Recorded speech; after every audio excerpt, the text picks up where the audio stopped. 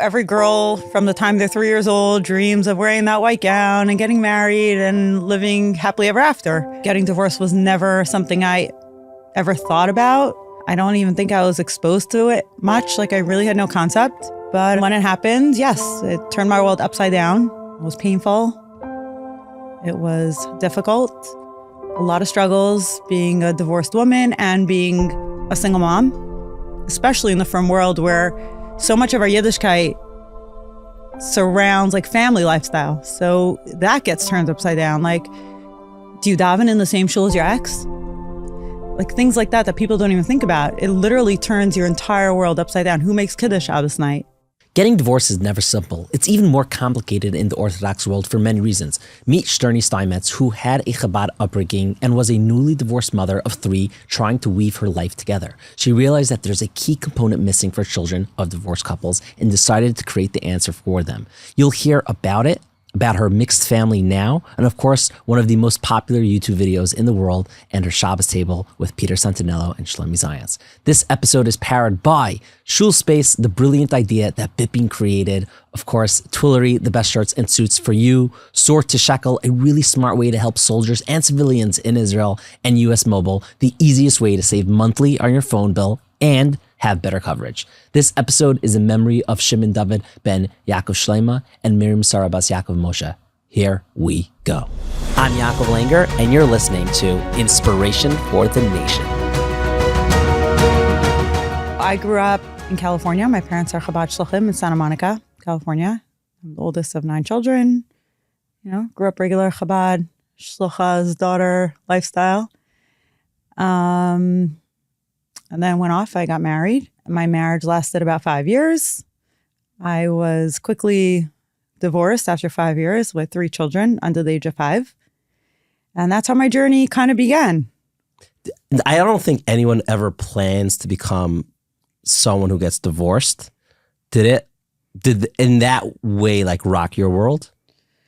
So, of course, every girl from the time they're 3 years old dreams of wearing that white gown and getting married and living happily ever after. Getting divorced was never something I ever thought about. I don't even think I was exposed to it much. I really had no concept. But when it happened, yes, it turned my world upside down. It was painful. It was difficult. A lot of struggles being a divorced woman and being a single mom, especially in the frum world where so much of our Yiddishkeit surrounds family lifestyle. So that gets turned upside down. Do you daven in the same shul as your ex? Things like that people don't even think about. It literally turns your entire world upside down. Who makes Kiddush Shabbos night?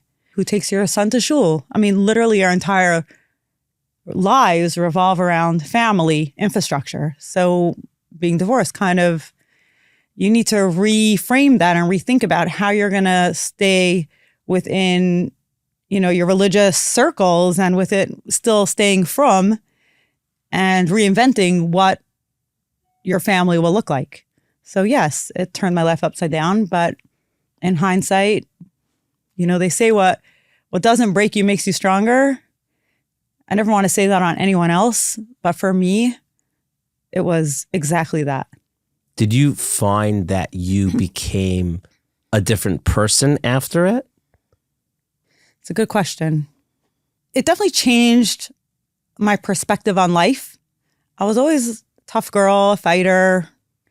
I was never that quiet, lamala type. So I had that fight within me. I wouldn't say it changed me.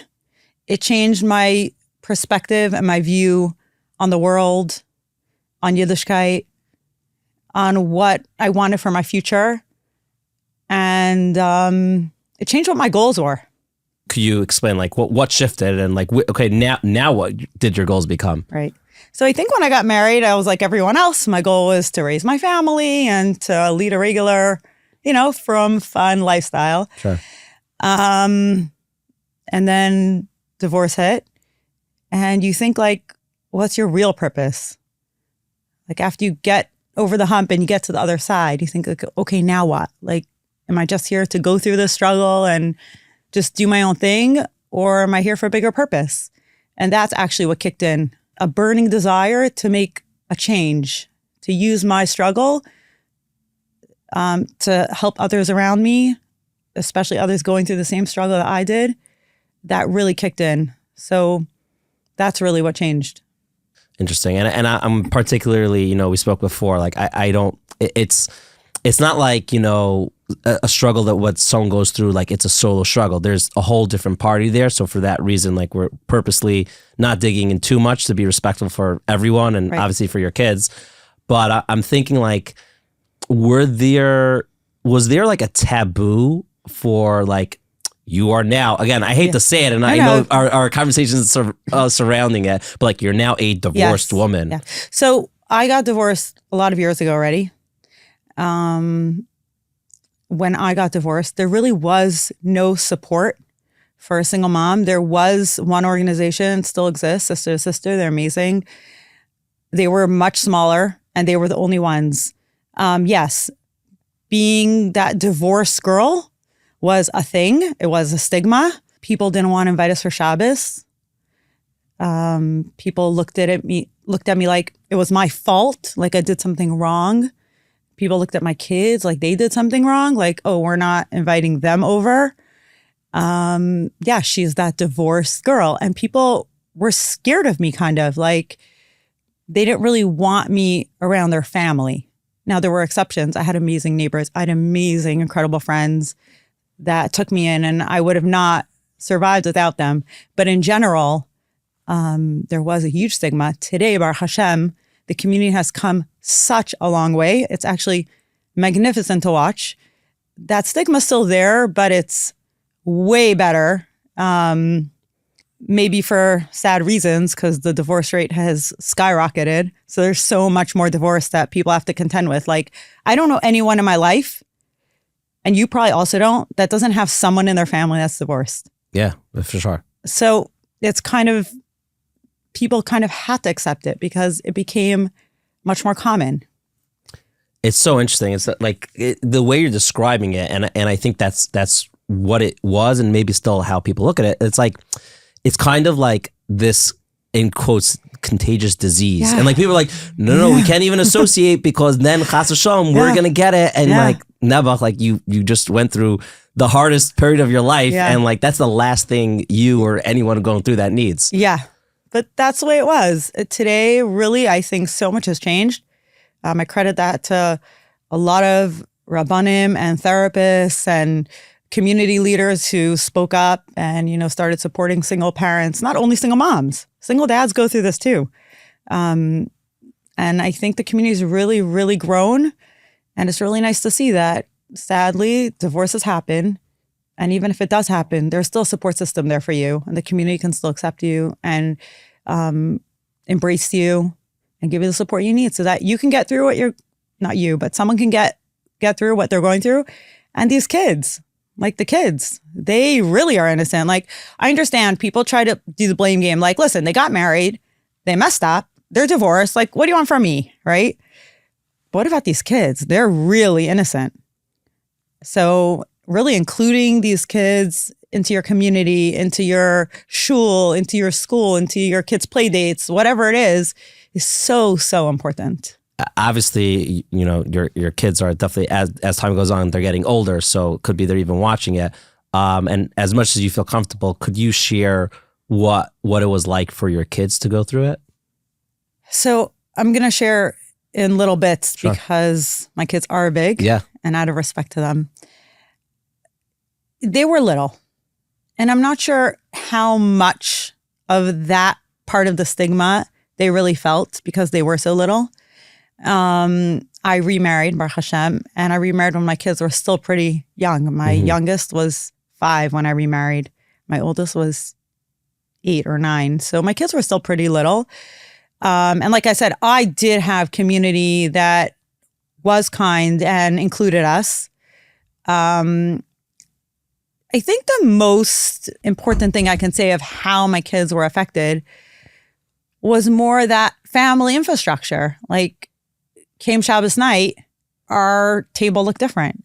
I had a thing, Shabbos night, I tried most Shabbos nights to be home with my kids. We set the table, we made Kiddush, we sang Zmiris. I used that opportunity to really spend time with my kids. Shabbos day, we would eat out a lot, but I really tried to stay home Shabbos night. It was like a thing. But it affected them. Their table looked different. Their experience in school was different. There was always like, Shabbos party. There was mommy and tati. And I don't know, you have all these different Yom Tovim where like the kids make a project for the mommy, but they also sometimes make a project only for the tati. Right. Mother's Day, Father's Day, those are so my things. kids were in like Lubavitch schools where they don't do Mother's and Father's Day.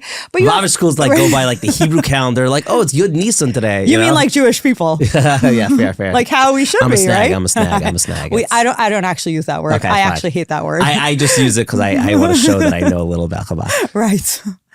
But you're right. There's definitely baked into Yom Tovim. I'll give you an example. Yom Kippur, right? Everyone benches their kids every Yom Kippur. Now, a lot of people bench their kids Shabbos night. In Lubavitch, the minhag is not to. Only every Yom Kippur. So they talk about that in school. And my kids really didn't have that. So those are kind of ways. I think another way is it gave my kids an opportunity to look around them and see other kids that were going through that. Like I remember an instance where my daughter, again, the divorce rate was much lower then. You're talking like, 13 years ago. Right. And by the way, the rate of things shifting and changing. Yeah. Like every 5 years, technology, like it's going so fast. Yes. So 13 years is like. But the divorce rate is going the same fast. Right. Yeah. So I remember an instance where my daughter was in school. I think she was in like, I don't know, 5th grade maybe. And I got a phone call from the principal. My daughter was in Lubavitch School in Crown Heights. And I got a phone call from the principal. And she said, there's another girl in the class whose parents are going through a divorce. First of all, it hit me that my daughter was the only one. This was only the second one in a grade of like 100 and something girls, know? And she was like, do you think your daughter would want to talk to this girl? She's really struggling. And I thought about it. I was like, my daughter's like maybe 10. I don't know. Like, do I want to put my daughter in that position? And I remember sitting down with her and saying like, this is the situation. There's another girl going through this. Maybe like, would you want to talk to her and share your experience? And she right away said, yes, sure, Ma. And I thought, wow, like, here's an opportunity for her to share her experience and share her strength and her journey and help another kid. So my kids kind of gained an opportunity to share with others, give chizuk to others, and they carry that through. My daughter is now in seminary, but she was a volunteer in the organization, and my second daughter is now a volunteer in the organization. So it's really beautiful to watch that cycle. That's really cool. And we're going to get to my extended family. There's a lot to talk about. But before we get there, how much time in between you getting divorced until you got remarried? I was divorced for 6 years. 6 years. Actually, my husband and I were both married and divorced the same years. Oh, wow. So, yeah, and he's younger than me. Oh, interesting. So that's interesting. Yeah. How was dating during that? I think dating is always not simple. Yeah. But then when you add in, divorce and then kids, and the pekala that comes with it. Yeah. So I don't even mean what with dating your husband. In between you getting divorced till that time. Yes. Baruch Hashem, now and like you have a great family now, but like that unknown of like not knowing where it's going to be and trying to find someone who's going to care for your kid. Like it's. So it's actually an interesting story I'm going to share. Dating is not easy second time around. It comes with a lot of packages, like a lot of different things that can hinder or make dating difficult. But at the same time, it's actually really beautiful. Because when you date first time around, like, you're married once, right? You're a kid. You don't really know. I tell people this all the time. Like, you stand under the chuppah and you're davening like, Shalom Bayis, I should have good kids. And you think, do you really know what any of that means? The answer is absolutely not. Right. I can tell you that. Right. Like, you have no clue what it means. Right. You just daven for it because that's what you're supposed to daven for and that's what you hope for. You really have no idea. When you stand under the chuppah the second time, it is a whole different meaning. I tell people all the time, like, you should divorce your spouse and remarry them like a day later or like a few weeks later. And I say that as a joke, but what I mean is that you're given an opportunity to go into something second time around. It's like Pesach Sheni. Like, you get a second opportunity to really manifest what you want in your life. That's really fascinating. So dating is hard. So many reasons, you want to date someone who you trust. You obviously, most people who went through a divorce have some sort of trust issues. People have trauma. And they come with the trauma into that new marriage. Trauma doesn't just magically disappear. And then there's the kids, his kids, her kids. There's a lot. It's hard. But I think you also have a different perspective and you're able to look for certain things differently because of your experience. What I could say is I wish there were more shadchanim for a second time around. There really doesn't exist. It's very little. I get calls all the time, complaining that I wish we had a shadchan to talk to. There's so many good girls out there and so many good guys. And there's just no one really facilitating that. So anyone out there wants to take on a new role in the community, I think that's much needed.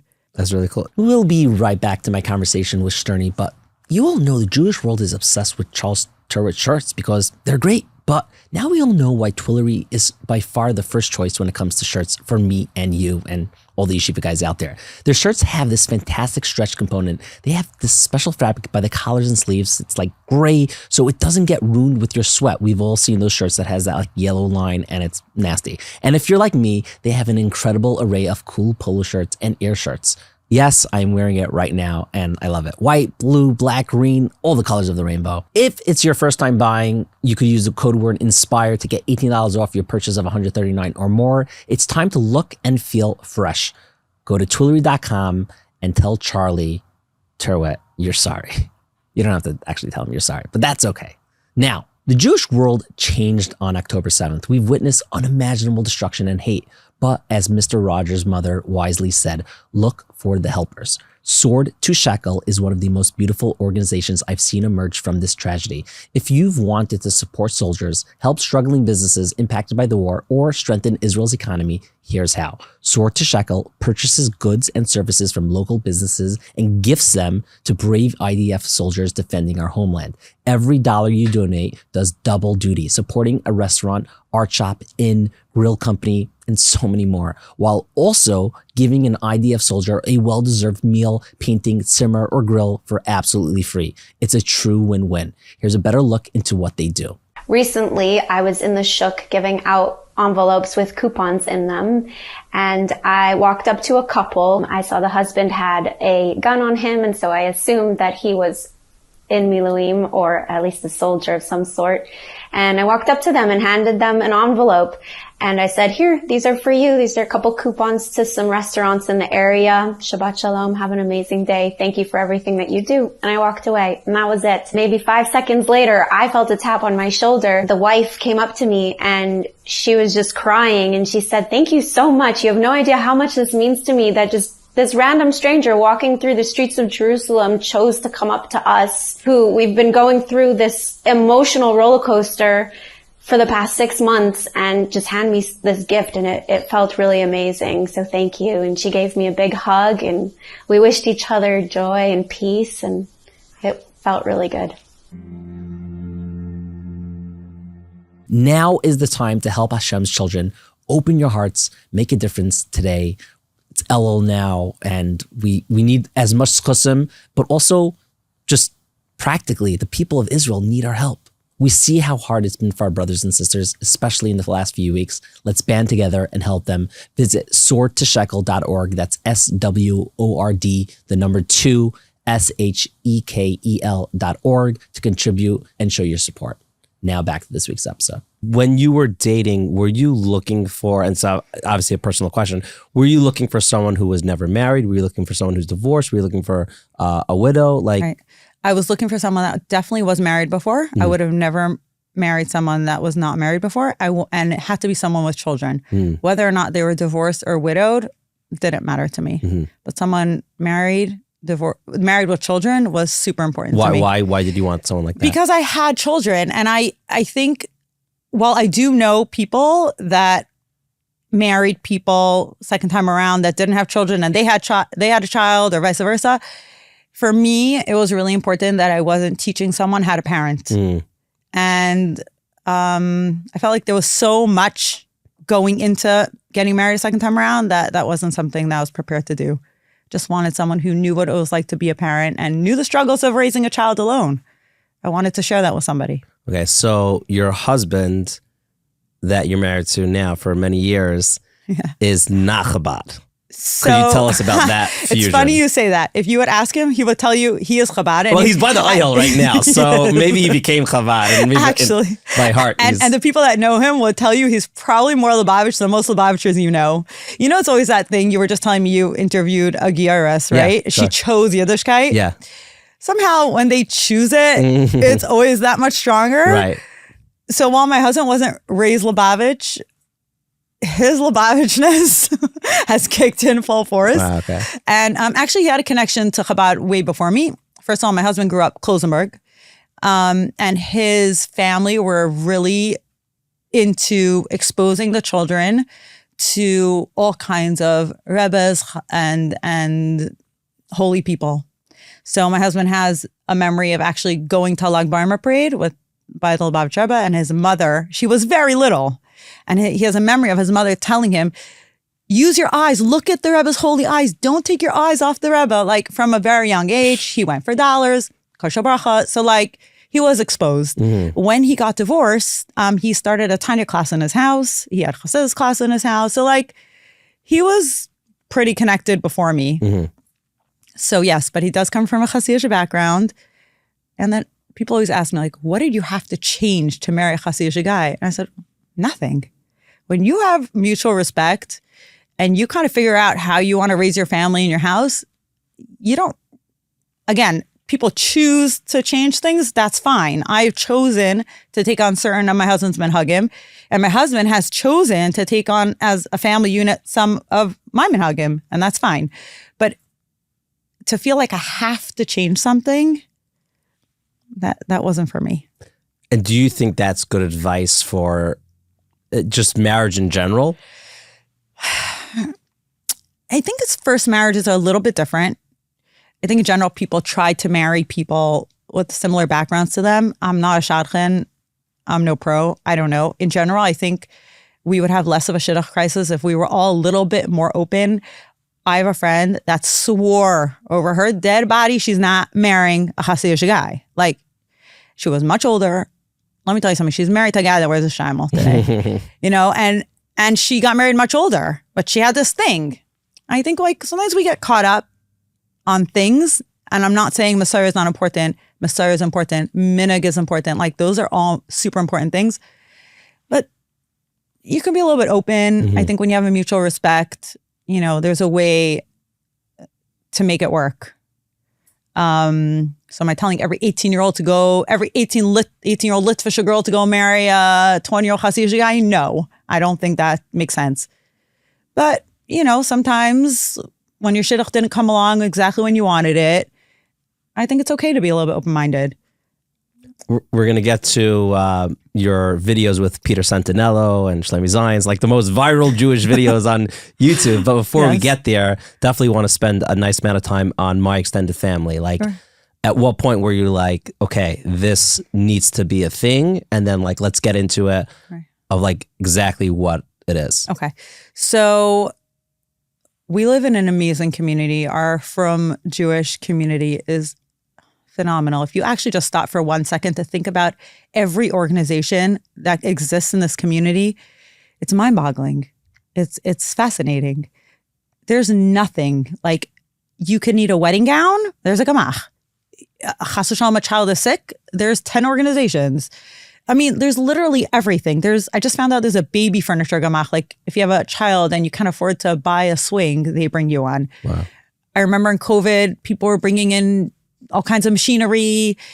And during that, which hurricane was it or something that was here? Everyone had like Sandy. I remember people bringing in heaters. Like there's literally everything, right? But I got divorced and I realized my kids didn't really have a support system. And I thought like, wow, we live in such an amazing community, but this is lacking. So I turned to my Rabbi Yossi and Tzipi Vigler from Flatbush, who without them, I have to put the credit, like without them, I would not be sitting here today. They have guided me from day one. And there are times that they told me to do things that I really didn't want to do. And I did them kicking and screaming, and they were right every single time. Like, they really guided me. And I went to them and I said, like, we got to start something. And they're doers, and they run a shul and all kinds of programs, and they were in. And so, funny how we started, we decided we were going to do a Hanukkah party for kids from single parent homes. We put out a little flyer. We hung it in the pizza shop. This is in Flatbush. Like, we thought, like, how many kids are we going to get? 10? Like, you know, so we decided we're going to do it in the rabbi's house. Now, if you know most Lubavitcher rabbis, shluchim, they don't have big houses. So we thought, like, we'll do it in his dining room. Big deal. The next thing we knew, we had 350 kids show up. Wow. And we're like, register. And we were like, we can't do this in the rabbi's dining room. We ended up renting the Agadav Avenue L. We didn't have a budget. We didn't have donors. We had nothing. We were just starting a little thing. And that was the first debt we went into for the organization. Like, we just threw this huge Hanukkah party. And that's how the organization became an organization. We were like, whoa, there's really a need. And that's how it all just started. So it really came from a personal need of finding that, like, my children needed something to fill that void. And so that's how it was born. So day to day, what at this point, what does My Extended Family do? Okay, so today My Extended Family operates 7 locations. We just opened our first branch in Israel, actually. Wow. We see approximately 650 kids a week between all 7 locations. The kids come either once or twice a week, depending on their age group and location. They meet, they get supper, they get homework help, they get a mentor. So it's either a big brother or a big sister from a local high school that stays with them through the year. And there's always like a social activity. So they work on different skills like bullying or self-respect or confidence, but all in the context of like a social thing, like a fun activity. There's always games and fun. So it's really like a club. Mm-hmm. It's a place really where kids from single parent homes can feel that they have somewhere where they can totally be themselves, where they can say to the kids sitting next to them, hey, where are you going to be this Shabbos? Are you going to be by your father or are you going to be by your mother? Because most kids will tell you they cannot use those words in school. They can't say that in school because most people wouldn't understand what they're talking about. Is it because there's like, totally not their fault and it's kind of heartbreaking, right. Like they feel ashamed? Or not necessarily? I think that depends on the kid. Mm-hmm. I think there is some shame involved, but I think it's just like people wouldn't understand. Like, what do you mean? Are you going to be with your father or your mother? Like most 8-year-old kids don't get that. Right. So, and then there's all kinds of other things. We're really basically, listen, single parents are superheroes and we're there just to help them along. So Chol Hamoed is a tough time for single parents. A lot of them have to work. Chol Hamoed is a time that families usually together. So we kind of step in, we take them on Chol Hamoed trips. Before Yom Tif, they get gift cards to buy themselves new clothes. So like every kid gets a gift card. We don't do like hand-me-down stuff like that. Every kid gets a gift card. Go choose your own dress. Go choose your own suit. They get gift card. They get money in their grocery accounts. So we open up grocery accounts so that even though our focus is really on the child, but at the end of the day, they're family unit. So we chip in that way. So there's that. We do a lot of school intervention. Sadly, a lot of kids from single parent homes don't have the advocacy in the schooling system that they need in the chadarim in the schools. So let's say tuition's not being paid, they just throw the kid out of school. Now, I'm not here to say right or wrong. The yeshiva's got to do what they got to do. I'm not here to get involved, but this is the fact. Wow. Or a lot of kids are not getting, because their parents are going through so much of their own drama and trauma, sometimes the kids get set aside and their school becomes affected, their grades become affected. So we kind of get involved in the advocacy there. And we basically approach the schools and we say, hey, don't just kick the kid out. Talk to us. We'll work with you. We're here to support you through this. So we do a lot of that. We have a crisis fund. So we don't hand out like money, but we have a crisis fund. If something chas v'shalom happens, mother loses a job or all kinds of crises happen all the time. So we kick in. We'll cover the rent for a few months or stuff like that. We do school supplies at the beginning of the year. Every kid gets like a backpack loaded with school supplies. We just try to kind of be that like uncle, that aunt, that support system. It sounds overwhelming about the amount of things that you guys are doing. It's a lot. It's a lot with a very big budget. We started out with a tiny organization. It's just grown. We get phone calls daily from communities all over the world begging us to open in their communities. But the budget is over $3 million right now. Wow. And that's a huge number to have to collect. Rabbi Vigler does an amazing job with that aspect of it. So between the two of us, that's where the funds come in. And it's a big job. Do you envision like in 10 years from now to like be in every city? Is that like a goal? I envision that Mashiach will come and there won't be any more divorce, because the pain that we see in these children is excruciating. So really that's my dream. But in reality today, yeah, we would like to. We would like to help as many kids as we can. That's really our goal, is just to be there for these kids, because we've been around for long enough to see statistics and to see what happens when the kids are involved with us. And it's actually beautiful to watch. The kids that were really involved come out on top. Rabbi Vigler likes to say something, it's a little controversial, but I'm going to say it anyways. He says, like, kids from divorce homes are never normal. They're either really struggling or they're extraordinary. Because of their struggle, that's kind of what happens. They don't just become like those mediocre, regular, run-of-the-mill kids. And I find that the kids that go through our system and through our program and really get the support and the love, a lot of it's just so much love that they need, they really, really shine. And a lot of them today are married, and they come back to us and they say, like, without having my extended family, we would have never survived. That's really beautiful. Is there like a story? I'm sure there's a lot, but is there a story that you could share with us that could kind of like paint a little more of the my extended family picture? Sure. So there's actually two stories. We recently did a Purim party. At this Purim party, some of the functions that we do are separate. Like every branch does their own thing, and then sometimes we get them all together, which is amazing. Except for obviously Israel. So we did a Hanukkah party. I think we had like 500 something children, and they all come with one parent. They all come with one parent. So now when we opened, I knew every mother, every father, every kid. Today, it's impossible. So standing, and I bring my kids. It's like my thing. I go every year to the Hanukkah party, and I greet the parents, and it's beautiful to be able to give a Hanukkah gelt. And I was there with my kids, and some lady came over to me who I'd never seen before, and she's like, who can I go to thank for this amazing event? So I said, sure, let me introduce you to Rabbi Vigler.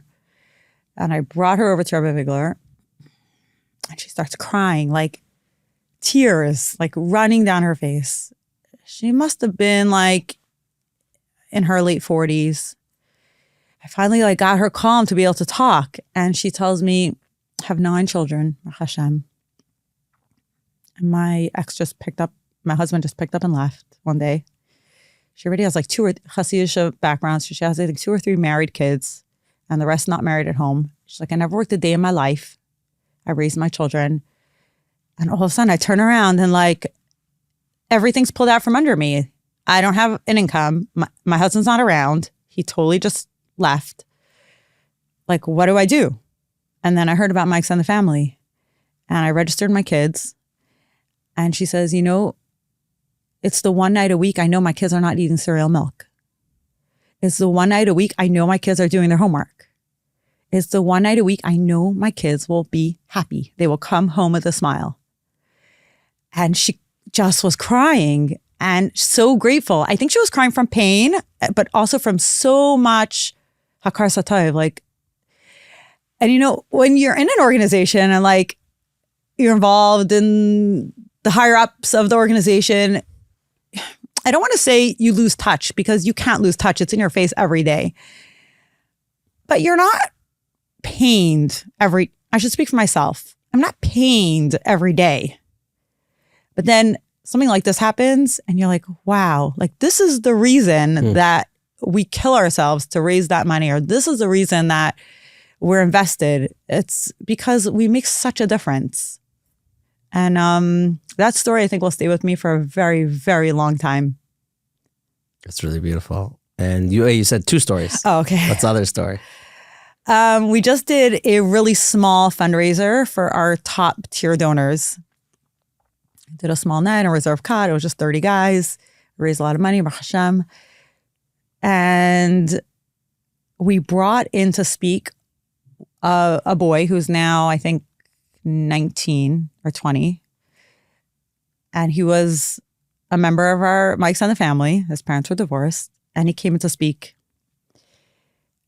And I remember when he was in the program, I can't get into too much detail because he's on video now. So I have to be careful. But he got up to speak with such confidence and such emotion. And that's the other part of it. Like, yes, you see these kids now and you see the pain, but then it's such a nachas to see somebody like that get up and say, I am only who I am because I have my extended family. Because you guys were there for us, it's the only reason I'm functional. He's in college. He has a great job. And all he wants to do is give back. He's like, the only thing I want to do with my life is become a social worker so that I can help kids that went through what I went through. And when you see that circle of life, keep in mind, I was a taker. My kids were in the program. I was divorced. So to see that circle of life where you're able to be the taker and then be able to be the giver, and now you're ready the next generation where these kids are now going to be the giver again, and they were the taker. It's beyond rewarding, but it's magical to see. And I think like those are two stories that will always be inspiration for me. The pain, but then also the nachas. I totally hear that. We'll be right back to my conversation with Shterny. But first, no one likes throwing money in the garbage, especially doing it every single month. Are you paying over $40 to $50 per line for cell phone service? You're likely overpaying. Yes, you heard me correctly. With US Mobile, you can get a full data line for as low as $17.50 a month. US Mobile is a revolutionary wireless service that bundles minutes from all three major US carriers, giving you the best of each network. You can choose whichever network works best for your area or switch to networks while traveling. For families, US Mobile gets even cheaper with multiple lines. They also offer a talk to text plan with 2 GB of data for just $8 a month, perfect for kids or kosher lines. Thousands are switching to US Mobile for unbeatable savings. Why pay bucks for Verizon or other big brands when you can get the same service for a fraction of the price? Sign up at usmobile.com/l'chaim or call them at 878-255-8940 and use promo code Living L'Chaim for your first month free. Don't overpay. Switch today. And we're going to continue the episode, but let's talk about Shulspace. What's that? Glad you asked. Bipping created Shulspace as a community-driven initiative to revolutionize synagogue management. For too long, Gabbayim and Shuls have been stuck with outdated, mediocre software. Shulspace is different. It's built on obsessive feedback from the real heroes, the Gabbayim. We've conducted over 500 interviews with Shuls, meticulously organizing every comment to create a product that truly works, Shulspace says. And what makes Shulspace stand out? Managing Shul finances shouldn't be a nightmare, yet getting pledges paid often is. One Shul shared that due to technicality, all ACH payments had been held up for 4 years. How much? A whopping $45,000. Generic solutions like QuickBooks or outdated Shul software just doesn't cut it. Shulspace is designed specifically for Gabbayim and members, ensuring it aligns with how they think and operate. Smart Shuls want smart features. Shulspace offers streamlined tools, email, text, and WhatsApp reminders for invoices, easy online payments, including donor advised funds, a member portal, safe payment methods. So you might be asking, why invoice pledges? Unpaid pledges add up, costing Shuls tens of thousands. Shulspace helps bring these pledges in. Shuls using the system have seen 20 to 30,000 in old pledges collected in weeks. Gabbayim tirelessly manage Shuls, often juggling busy careers while dedicating nights and weekends to building spaces for the Shekhinah. They deserve better tools, and Shulspace is here to provide them. As an inspiration listener, you'll get a free 30-day trial. You can call, text, or WhatsApp 848-325-0701. That's 848-325-0701. Or check them out at shulspace.com. Really cool. Now back to this week's episode. So I think we're going to get back to it, but I don't want to forget. You're in a few videos, so we'll get to the Sefer Torah. Before then, let's talk about the Shabbos video. I'm sure it was halachically, rabbinically complicated to even do it, but for those who haven't seen it, we'll link it below so people can watch it. Could you explain like what's going on there? So Peter Santinello is a world traveler. He has millions and millions of followers on YouTube, Facebook, Instagram.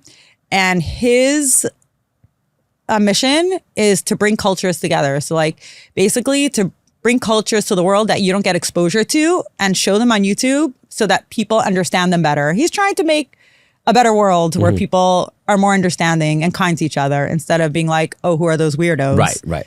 So, and he does an amazing, shout out to Peter, like he does an incredible job of telling a story without being biased, without his opinion. He's incredible.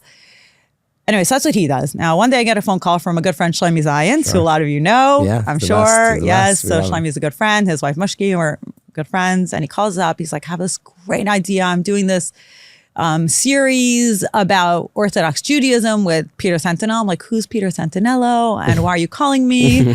He's like, because I'm telling you, I want to do a Shabbos night. We are going to make history and you're at the house. It has to happen by you. I'm like, Shlomi, why me? Like, I don't know, go to some Chabad Shliach somewhere. Like, isn't that what they're for? Like, why me? He's like, I'm telling you, Shterny, it has to be you. So I'm like, first of all, okay, I'll think about it. Second of all, there's no way my husband is agreeing. Like, no way. Like, there's no chance. I told Shlomi right away, I was like, even if you convince me, there's no way Ellie's doing this. He's like, I'm telling you, you have to do it. It's going to make a huge Kiddush Hashem. You're going to make a huge difference in this world. Anyways, he had me convinced after a few phone calls. I told him, like, you have to deal halachically with, I'm not getting involved in that. You have to deal with it, and you have to tell me what Rabbanim you're using, because I have to be a Rabbanim that I'm comfortable, my husband's comfortable with. So I got on board.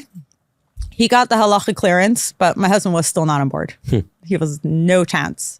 So I put in a phone call to Rav Mata Frank, who I'm sure you know also, who is the other person in our life that guides us daily. We also, like, as a married couple, we wouldn't be where we are today without him. He's really an integral part of our life. I called him up and I said, Ramata, listen, we have an opportunity to do this, make this huge Kiddush Hashem, but Ellie's not on board. And he's like, okay, leave it to me. Calls up Ellie. I don't know what he said to him or what he did, but he basically told Ellie, like, you have an opportunity to make a Kiddush Hashem that, keep in mind, Shlomi, Zion, and Ramata are also very good. So there was this like conversation going, and somehow he convinced my husband to do it. So Peter comes to our house with this GoPro. It's not even like nothing professional. It's like this GoPro. And we were told, like, we can't talk to the camera. We just have to run our regular Shabbos meal, which is what we did. Our house, I could tell you that I don't think Shlomi knew this when he came to us, but our house focuses around our Shabbos table. Like, our entire week and our entire Shabbos focuses around Shabbos in our house. And Shabbos night and Shabbos day, our kids know that if they want to find us, we're usually at the table. And the community knows that. If Shabbos could start at 6 o'clock in the afternoon or at 9 o'clock at night, we don't go up before 1, 2 in the morning on a regular basis. Like, it's very normal for us. Shabbos afternoon, it's from the table to Mincha, no matter what time Shabbos is over. Like, you know, there's no 3-hour Shabbos nap. And we sing and we schmooze and Dvar whatever. It's a place to hang out. So that's what we did. We hosted Peter Sentinello and we had our regular Shabbos meal with loads of singing and conversation. And to be honest, I was excited about it, but there was a part of me that was really nervous for 2 reasons. I was nervous about the anti-Semitism, even though it was nothing then what it is today. Right, yeah. But still, I was nervous about that. And I was also nervous about how the frum community would take it and like the backlash we would get. Now, Baruch Hashem, my kids are not in schools that have to worry they can get thrown out or anything like that. But I was worried a little bit, like how the frum world was going to take it. And I have to tell you, we were blown away by the support. We thought that we were making a Kiddush Hashem and that the outside world was going to see the inside of what a frum Chassidish house looks like for Shabbos. But actually what ended up happening besides for that is we got hundreds of messages that I've saved, hundreds of messages from people, from all walks of from people, from modern Orthodox, Litvish, Lubavitch, Chassidish, every type, telling us that they never knew a Shabbos table could be so enjoyable. And for us, that was such a zechus, like such an honor, and something we so didn't plan for. We didn't do this for the frum world. If we wanted to do this for the frum world, we would have invited the whole frum community into our house. Right. You know, we didn't do this for them. And that was something that was a surprise. That was really, really beautiful. I still get messages today. It's actually funny. We travel, me and my husband are big travelers. No matter where we go in the world, people approach us. Jewish people, not Jewish people, not from, like all over. Till today, people approach us. Oh, it literally has millions of views. And I was talking to Shlomi, he said something, also another beautiful byproduct from it was how many people who weren't keeping Shabbos were like, that's what Shabbos is? Like, I never realized that. And they're keeping it now. So we have a lot of those. We have people that used to be from, that weren't from anymore, that opted to start keeping Shabbos after they saw this video. We've had some of them at our table. Wow. And it's actually an interesting story. Shlomi became good friends with somebody. His name is JJ. Shout out to JJ, who also from that video never really kept Shabbos, started keeping Shabbos. He's been in our house. We became good friends. So that's beautiful. And then we have one really interesting story. A girl reached out to us, older girl. She grew up knowing she was Irish Catholic. And her mother was very sick. And before her mother passed away, she told her she's Jewish, and she told her, watch this video. And it turns out she has very strong Chassidish lineage. Her grandfather is Chassidish. Her mother left Yiddishkeit and married an Irish Catholic, and that's how she was raised. But she watched the video and she reached out, and today she's really learning and growing. So it's really been interesting to see the progress and the journey. Right. And I'm sorry your kids were kicked out of yeshiva, but there's so much good byproduct that came from it, so that's good. Okay, I'm making a joke. Yeah, it's really cool. Very cool. And so I want to switch gears now, because you did another video with Peter, which was a very beautiful video, but is technically right now like extremely bittersweet because of what happened. Could you give us a background to that? Sure. So after Peter joined our Shabbos meal, we stayed in touch, and we felt like he was family. Like part of the mishpacha. Yeah, he was so respectful and kind. And we kept saying, like, Peter, we got to do this again. And we kept joking with him. And I was making an upcoming bar mitzvah we were making for my son. I told him, come to the bar mitzvah. That didn't work out. But at the same time, we were writing a Sefer Torah in honor of my grandmother. I have a grandmother who was a Holocaust survivor who passed away a few years ago. And I was very, very close to her. And when she passed away, like, my husband and I decided we were going to write our first Sefer Torah together, and we were going to dedicate it to her memory. And we were talking to Peter about it, and he was like, you know what? He told Shlomi, like, that's something I want to attend. So he came. We threw a very large Sefer Torah. I think close to 1,000 people showed up. It was huge, and lined the streets of Pomona. And then we threw a huge Suda with, music and dancing. And Peter joined. He got to hold the Sefer Torah and dance in the street with it. And he really felt like, I think that at that point, he felt like part of the Hasidic community, the whole community took him in. Like, everyone was coming over to him because he was already famous, right? So they were taking him in and dancing with him and talking to him. And he had the time of his life. And that was also a really big Kiddush Hashem. I think we got a lot of feedback on that one also, like how amazing it is that you invest in this old ancient scroll, like where the world is becoming so much more modern, and here you're respecting something that's so ancient and renewing it all the time. You don't have just like this old scroll that you keep writing them, like, and it's so beautiful to you. And actually in the interview with Peter at the end, he asked me what it felt like. And I told him it kind of felt like, it took us a year to write the Sefer Torah. It felt like I was pregnant for a year. And then, like, I gave birth and married off this child. That's what it felt like to me. The sad part is now that Sefer Torah is gone. And if Do you I had say what to, happened? Yeah, I'll tell you. But if I had to explain the feeling, I never, Baruch Hashem, never lost child, and I don't, wish on anyone. But if I had to feel what that feeling is like, losing that Sefer Torah, kind of felt like losing a child. I don't know how else to explain it. So my husband and I and our kids try to go to Israel for Pesach. And this year we had plans to go. And we were supposed to leave the Wednesday before Pesach this year. And 5:30 a.m. we woke up and to helicopters surrounding our, like up in the sky, buzzing and making noise. And we live in Pomona. It's a quiet neighborhood. There's no helicopters. And we're like, something's up. My husband picks up his phone. He has 17 missed phone calls.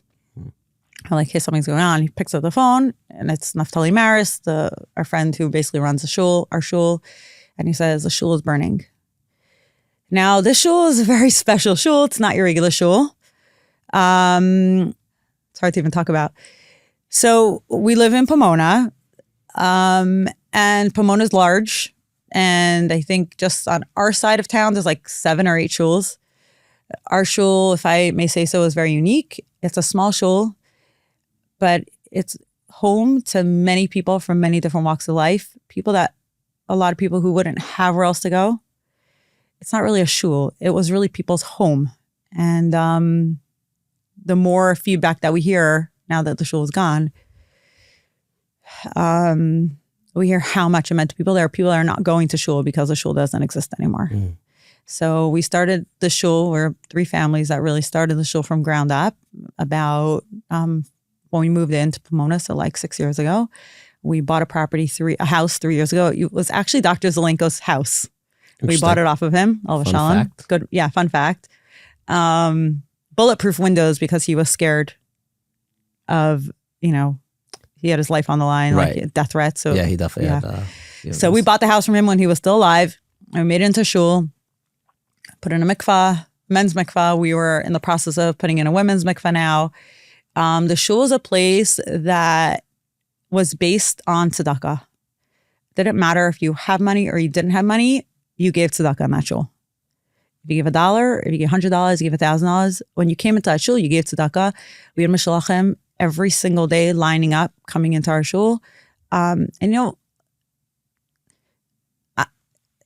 going to say this, it doesn't sound so nice, but it's the truth. Like, sometimes it's hard to have mishalachim all the time, knocking on your door in your shul, Sure.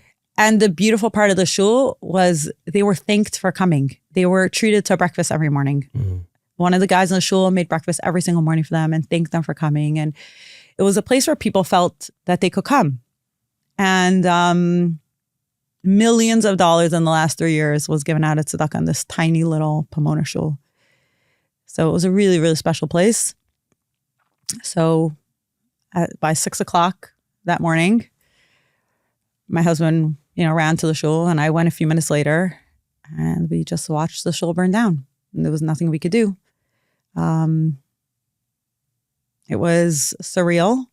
Fire department tried, but we live in Pomona, and it's like kind of far from the closest fire station, and it's all volunteer firefighters.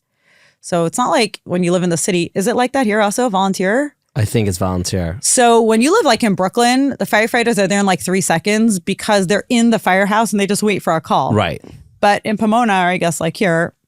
Actually, it's going to be some guy texting me. He's like, are you kidding? Like, I don't know. Okay. So I don't know here. So in Pomona, I can speak about Pomona. Right, okay. It's volunteer. Got it. People are at their homes. It's like Hatzalah. Right. They're in their homes. They get a phone call. They have to go to the fire department, from the fire department to the location. Right. The closest fire department to us is 10-minute drive. So till they got to us, it was very late. Then they had to set up, and there was a problem. They couldn't set up properly. So what started out to be a small fire just was not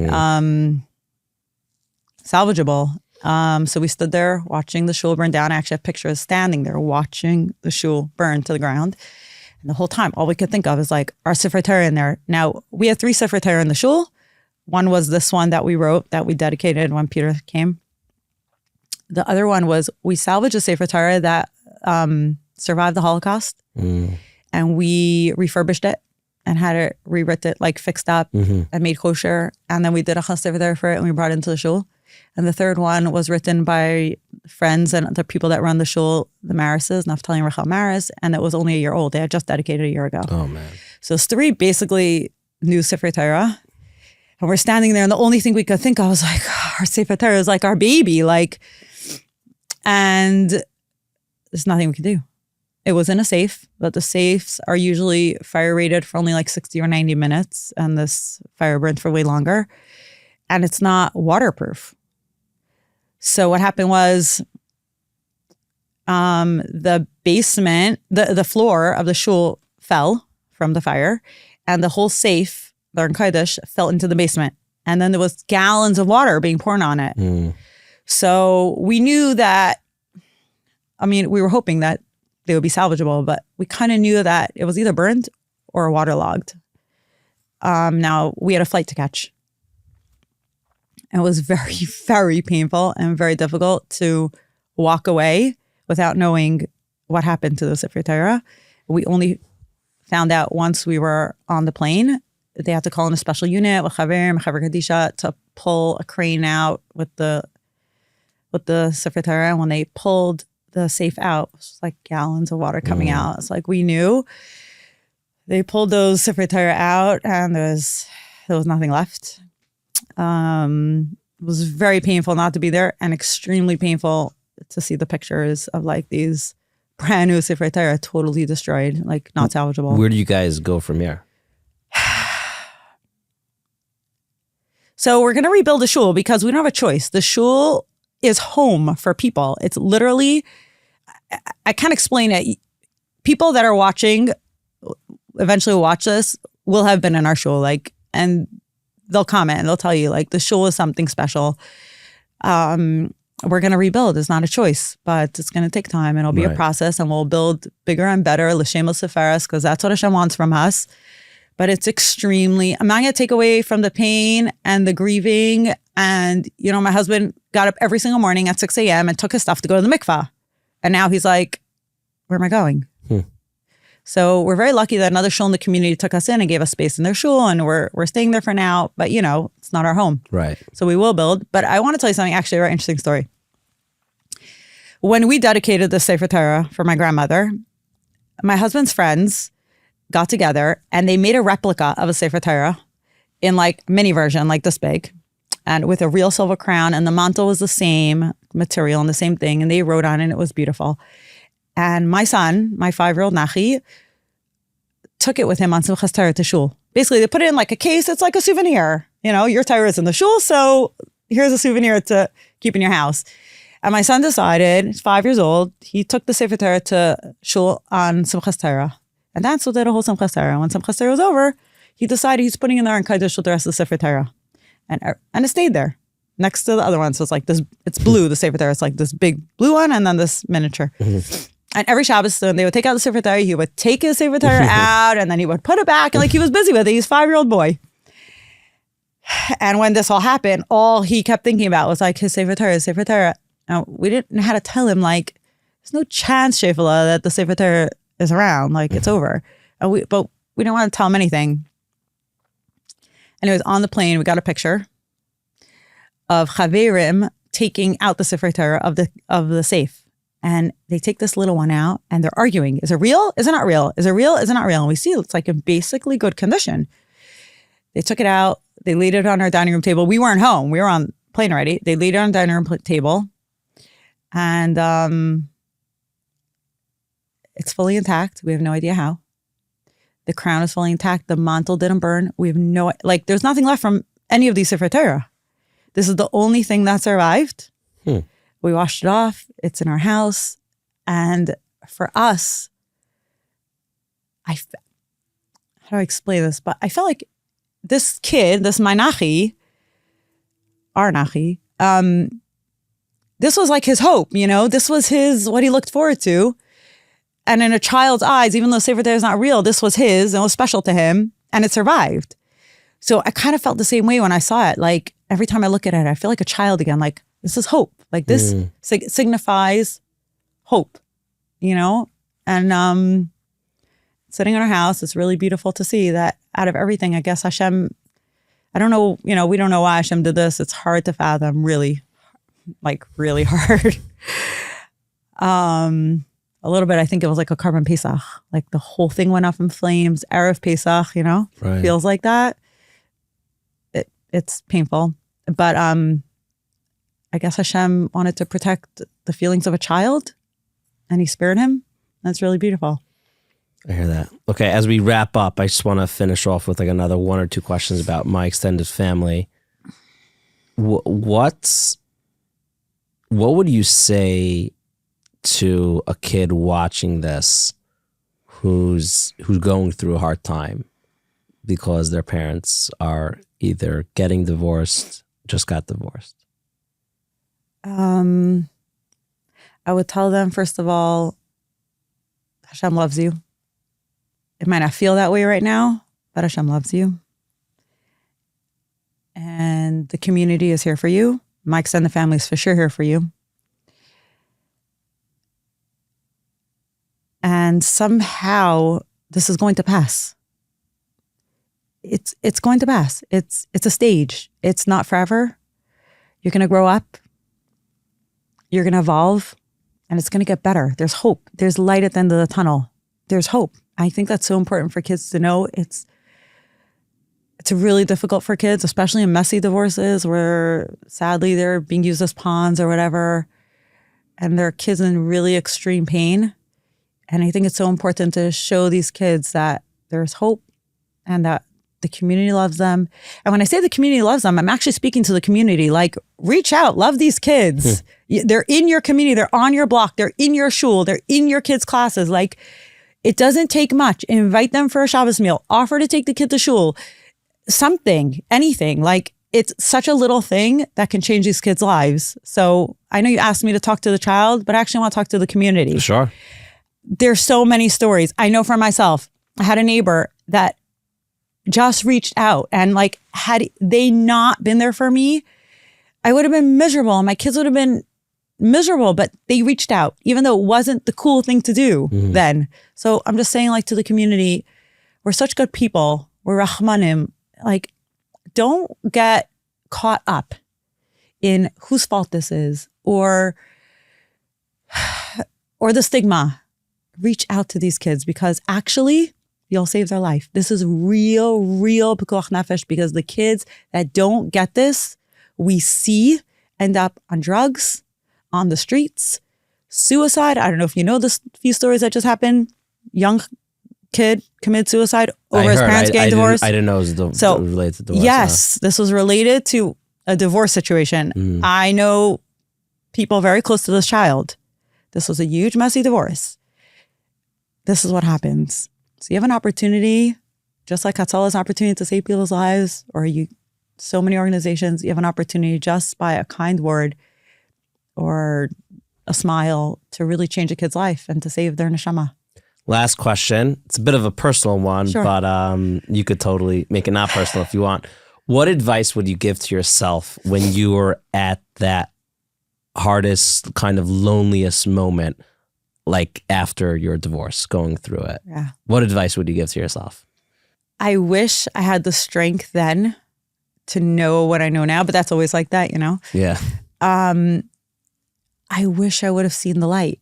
I wish I would have seen the hope. There were so many days that I couldn't see it. I just thought, like, Hashem, like, just let me give up. Like, what am I doing? I'm never going to make it. And when I was able to find the strength within myself to see the light, it changed everything for me. It's actually how I met my husband. Like, at a point where you just give it over to Hashem, you say, Hashem, like, you did this. Like, this is yours. This is your burden. Like, you got to help me through this. That's like, I wish I had that strength at that point to say, Hashem, like, you did this, help me through this, figure it out, it's on you, and take that load off of me. I wish I had the strength at that point to take the load off of myself and to see the light. And actually, that's how I met my husband. You asked me about dating. I dated for a really long time, a lot of different guys from all walks of life, because I really tried. And I remember it was Erev Yom Kippur, and I used to sit in Rabbi Bigel's shul next to a friend every year, and she takes a Tanis Dibur on Yom Kippur. She's a very special lady, very good friend of mine, and she takes Tanis Dibur. She doesn't talk. She was sitting next to me whole Rosh Hashanah Yom Kippur, and after Yom Kippur, she called me. She's like, Shterny, something's off. What? Like, you weren't yourself. I said, you're right. And I told her, it happens to be before Yom Kippur, I went to Rabbi Bigler, and I told him, I'm done. My tachlis is not to get married. I think Hashem doesn't want this from me. Hashem wants me to focus on my kids, to raise my kids. I was making Baruch Hashem a good parnasa then. I was in real estate. I was doing well. So I was financially successful. Hashem does not want me to get married. I'm dating for too many years. I'm done. And he told me, you know what? Now you're going to have your Yeshua. Now, because you gave it over to Hashem, don't give up your hope. But now that you said Hashem, like it's on you, I met my husband right after Sukkot and we were married 6 months later. So there's that concept of like taking it and saying, Hashem, it's on you. Like, take it over from me. I can't handle it. And I think that, that's something I would say to a child and to myself in those, had I given myself advice. Really beautiful. And for those that want to either help financially support my extended family, or they want to get involved, maybe they're from a family where they get it, so they want to help. Where's the best place that they could go? So my extended family has Instagram and a website, www.myef.org. You can get on there. We have a volunteer page. We love volunteers. We have a ton of them. We love community involvement. Donations are highly welcome. Yeah, exactly, sure. We could use it. So you can go there. You have my phone number. So if you feel like there's something that you want to, somebody that needs to get in touch with me. We'll put links in the show notes so anyone could easily find the website. But we're all over New York and we have a branch in New Jersey. So we're accessible, and anyone that wants to volunteer or get involved or know somebody. The most beautiful phone calls I get is that neighbor that calls me up and says, my neighbor is getting divorced. How can I help them? So we get a lot of those, and those are beautiful. So if you have something like that and you know someone getting divorced who you think their children could benefit, please reach out to us. Beautiful. Okay, Shterny, thank you so much for doing this. Thank you for having me. It's really my honor. Thank you. If you enjoyed this episode, please leave the word hope in the comments, and please let us know what you suggest is the best way to help children of divorced families. Perhaps your parents are divorced. What do you suggest? Please use our comments as a way to educate the inspiration community. I personally learned so much there, and we'll get right to my closing remarks. But first, thank you again to our sponsors, Shulspace, the brilliant idea that Bitbin created.